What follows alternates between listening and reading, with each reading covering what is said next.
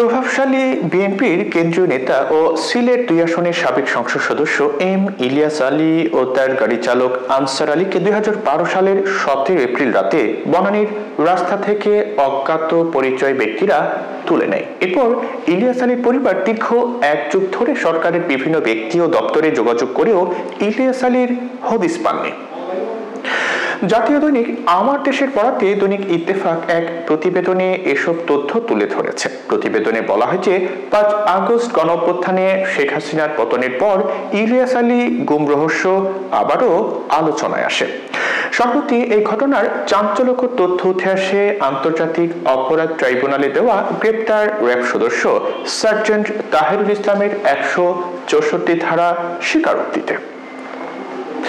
স্বীকারোক্তিতে তাহেরুল ইসলাম বলেন যে ২০১২ সালের ১৭ এপ্রিল সন্ধ্যার পর দলীয় নেতাকর্মীদের নিয়ে ইলিয়াস আলী সভা করেন তৎকালীন শেরাটন হোটেলে।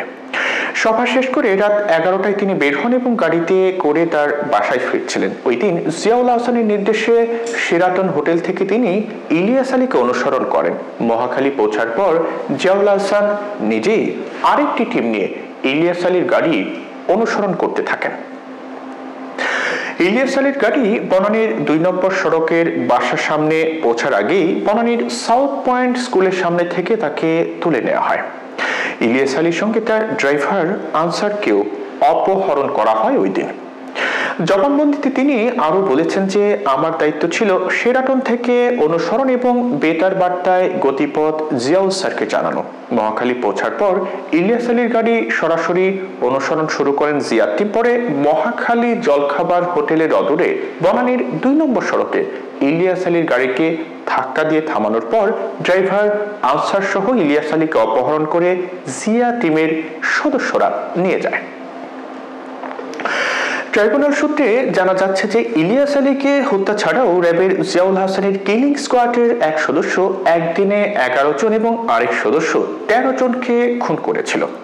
সেই সময় জিয়াউল হাসান র্যাবে কর্মরত ছিলেন। বর্তমানে তিনি কারাগারে আটক রয়েছেন। আন্তর্জাতিক অপরাধ ট্রাইব্যুনালের তদন্ত সংশ্লিষ্ট সূত্র জানায় যে ইলিয়াস আলীকে অপহরণের পর হত্যা করা হয়েছিল। হত্যার পর তৎকালীন র্যাব কর্মকর্তা এবং পরবর্তী সময়ে সেনাবাহিনীতে পদোন্নতি পেয়ে মেজর জেনারেল হওয়া জিয়াউল আহসান অফিসে ফিরে স্বস্তি ও আনন্দ প্রকাশ করেছিলেন। তখন তিনি বলেছিলেন আজ বড় একটি অপারেশন আছে। দুঃখিত, তখন তিনি বলেছিলেন যে আজ বড় একটি অপারেশনে সাকসেসফুল হলাম। শেষ করে তাকে যমুনায় ফেলে দিয়ে এসেছি। এ সময় জিয়া এই কথাও বলেন যে ইলিয়াস আলী অপারেশনের কথা ঊর্ধ্বতনকে জানিয়েছি। ঊর্ধ্বতন বলতে তিনি মেজর জেনারেল তারেক সিদ্দিকী কিংবা শেখ হাসিনাকে বুঝিয়েছেন বলে সূত্রের ধারণা। যাদের সামনে এই কথা জিয়াউল হাসান বলেছিলেন তাদেরকেও চিহ্নিত করতে সক্ষম হয়েছেন ট্রাইব্যুনালের তদন্ত টিম। গুম তদন্ত কমিশন সূত্র বলছে যে শেখ হাসিনার নির্দেশে ইলিয়াস আলীকে গুম এবং খুন করা হয়েছিল। শেখ হাসিনা সরকারের সময়ে এসএসএফ এর মহাপরিচালক ছিলেন লেফটেন্যান্ট জেনারেল চৌধুরী হাসান সোহরাওয়ার্দী। তার সঙ্গে আলাপকালে জানা গেছে যে ডিজিএফ এর তৎকালীন ঊর্ধ্বতন কর্মকর্তাদের ডেকে নিয়ে ইলিয়াস আলীকে গুম করার নির্দেশ দিয়েছিলেন শেখ হাসিনা।